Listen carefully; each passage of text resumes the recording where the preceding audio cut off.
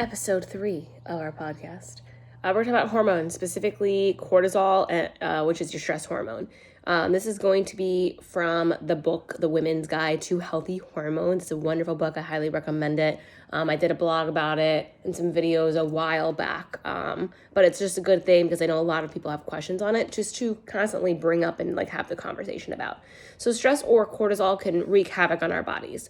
Alterations in a healthy cortisol rhythm can lead to weight gain, trouble losing weight, poor immune function, blood sugar imbalances, brain fog, chronic fatigue, aches and pains, salt and sugar cravings, insomnia, hormonal imbalances, gastrointestinal distress, you name it.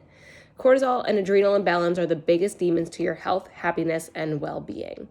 So I'm going to ask you a series of questions, and you let me know if these sound like you, right? Am I constantly tired, even when getting 8 to 10 hours of sleep? Do I feel energized or worn out after exercise? Do I notice blood sugar swings throughout the day or random mood swings? Do I wake up in the morning not feeling refreshed? Do I need coffee and caffeine to get through the day? Do I wake up in the middle of the night? Am I tired but wired at night? Do I get sick often? Does my body feel inflamed and puffy? Do I feel stressed or have a lot on my mind? Do I notice aches and pains, especially in the morning? Do I crave salty or sugary foods? Do I have a sensitivity to chemicals and fragrances? Do I have problems concentrating, remembering things, or deal with brain fog? If you answered yes to any of these questions, then you may have a cortisol imbalance. So how do you know your adrenal glands and cortisol work? Your adrenal glands sit right on top of your kidneys and are part of an intricate HPA axis. That's the hypothalamic pituitary adrenal axis that influences your thyroid and hormonal health. They are in charge of secreting hormones like cortisol, epinephrine, and norepinephrine, also known as adrenaline and noradrenaline, respectively. Together, they influence your fight or flight response, aka the stress response.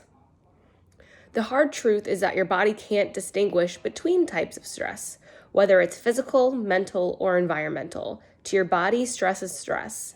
Whether the stress is intentional, such as dieting, overexercising, poor sleep, or poor diet quality, or unintentional, such as emotional, mental stress, inflammation, or disease infection, stress will play out the same way physiologically. Long-term, any chronic stress not addressed can lead to cortisol, adrenal, hormonal, and digestive imbalances. Now, not all stress is bad, and neither is cortisol. Although chronic stress and high cortisol can be devils that wreak havoc on your health, we need cortisol in our bodies. Cortisol is essential for life and can regulate blood sugar and blood pressure, manage the sleep-wake cycle, maintain immune function, improve insulin sensitivity, impact digestion, respond to stress and danger, decrease inflammation, and regulate digestion, growth, and reproduction. Cortisol is part of the glucocorticoid family in your body, aka it raises your blood sugar.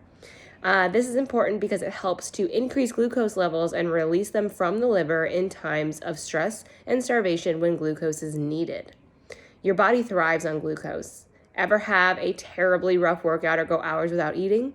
Your body pumps out cortisol to signal for more glucose to be released for energy. You need cortisol in your life, just not too much or not too little. To reiterate, not all cortisol is bad. If you don't have enough, this can lead to electrolyte imbalances, which can be life-threatening, chronic fatigue, bone loss, hypothyroidism, hormonal imbalances, dizziness, muscle loss and weakness, as well as anxiety and depression. So chronically high cortisol can shift your hormone creation and conversion, such as inhibiting ovulation and reducing progesterone secretion, leading to PMS, infertility, or irregular menstrual cycles. The limit does not exist on how high cortisol can wreak havoc on your hormones, upregulate your regulated androgen and DHEA levels, which DHEA helps to kind of create all of our hormones, contributing to acne, weight gain, male pattern hair loss, or PCOS.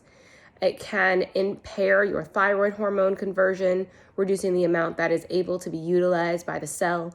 It also can inhibit the absorption of thyroid hormones into the cell, slow digestion, and prevent disease of digestive enzymes from your stomach, pancreas, and gallbladder, contributing to constipation, food intolerances, gas, bloating, and risk of bacterial overgrowths. It can also, the list just keeps going on, decrease insulin sensitivity and increase insulin output, contributing to blood sugar dysregulation, weight gain, and accelerated aging. Accelerate the continued release of glucose from your liver, contributing to insulin resistance and weight gain, also leading to acne and blood sugar dysregulation.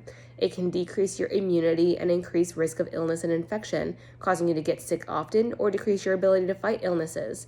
Impair workout recovery and contribute to muscle and joint pains, making you feel like you got hit by a truck. It can impact mood and motivation, in turn, increasing anxiety and depression, inhibiting sleep and sleep quality, further contributing to your chronic fatigue, increase cravings for salty and sugary foods, further troubling issues with weight loss. And it can also, finally, at the end of this list, increase total body inflammation and decrease the capability to fight and reduce inflammation, which can increase your risk of autoimmune flare-ups, development of chronic diseases, and further hormonal imbalance. Now, let's talk about low cortisol, the other end of the spectrum. Though you won't hear about it in conventional medicine, and some conventional doctors may deny its existence, subclinically low cortisol levels can be a devastating cause of chronic aches and pains, fatigue, low thyroid, and hormone imbalances. Conventional doctors may not recognize this without the diagnosis of Addison's disease or an adrenal crisis.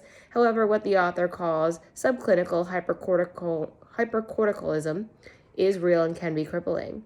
Low cortisol levels, on the opposite spectrum, can downregulate sex hormone production, leading to total low sex hormones and infertility, contribute to low blood sugar and low blood pressure, including orthostatic hypotension or dizziness upon standing quickly, creating energy crashes throughout the day and possible caffeine sensitivity, create electrolyte imbalances, leading to alterations in blood pressure, salt and sugar cravings, water retention, increase urination and heart palpitations, decrease immunity and wound healing capabilities. It can worsen chronic fatigue and fibromyalgia, leading to a vicious cycle of low energy, motivation, impaired memory, and chronic pain, increased risk for bone loss, leading to increased fracture risk and osteoporosis. It can disrupt sleep, causing insomnia, abnormal cortisol rhythms, and muscle loss, cause weight gain, especially around the abdominal region, or trouble losing weight, can create exercise intolerance, in which any form of exercise makes you feel worse and worse, heightened stress, anxiety, and depression. Those are all the things that low cortisol can do. So really, low or high, we got to find the happy medium. We got to find what's good for your body, because either of them suck. A healthy cortisol rhythm starts with your cortisol awakening response, which is called CAR, in the morning, where cortisol levels should be the highest, and then slowly drop throughout the day until cortisol reaches its lowest point in the evening. Your CAR is what kickstarts your cortisol production in the morning. It also participates to help scavenge free radicals through a process called apoptosis, aka the killing of failed cells. And it's going to combat inflammation. Ever notice increased aches and pains in the morning that go away in the evenings? This can be tied to a disruption in your CAR or the lack of one. Your cortisol then steadily drops throughout the day until it reaches its evening low. This low allows for the production of melatonin, which helps you fall asleep and stay asleep, as well as triggering the secretion of growth hormone. Melatonin is produced by your pineal gland in response to darkness. This production of melatonin can be interrupted by artificial and blue light, which prevents your body from releasing melatonin as well as after your natural cortisol patterns.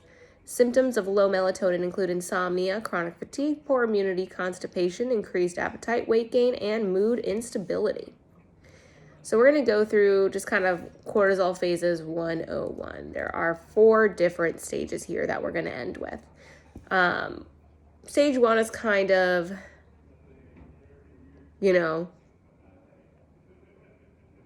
where we kind of want to be, I guess.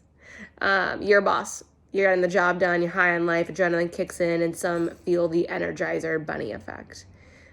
Stage 2, you are wired and tired. You start to develop energy crashes midday, or blood sugar swings, low motivation, trouble falling asleep, or waking up in the middle of the night, poor recovery, and getting sick easily. You may be relying on caffeine. Stage 3, you are anxious and tired but pushing through. You may notice extreme morning fatigue, irritability, aches and pains, salt and sugar cravings, exercise intolerance, and brain fog. Caffeine may not do the job anymore, or it may make you feel even worse. And finally, stage 4, you're just plain exhausted. Nothing can get you through the day. Everything hurts, and you may be depressed and anxious all the time. You are constantly craving food and salt and gaining weight, especially in your abdominal region. So if you're feeling anything but stage 1, please go get your cortisol checked. They can do a blood test, but the better test is actually going to be a saliva swab multiple times throughout the day, over a course of multiple days. You can ask your doctors about it. Again, they can test it in a blood test, but it's not as accurate because our cortisol levels are always fluctuating. The better option is going to be a saliva swab test, again, over the multiple hours of the day, over multiple days. So like you would wake up, you'd swab, you'd midday swab, before you go to bed swab, and then you do that over multiple days. If you have a question about hormones, you want more information about it, absolutely please go read that book or read the blogs. I basically condensed her book into smaller, more digestible portions. But it's a really good book nonetheless if you guys want to read it. It's really, really fabulous. But yeah, that's Hormones, podcast number 3.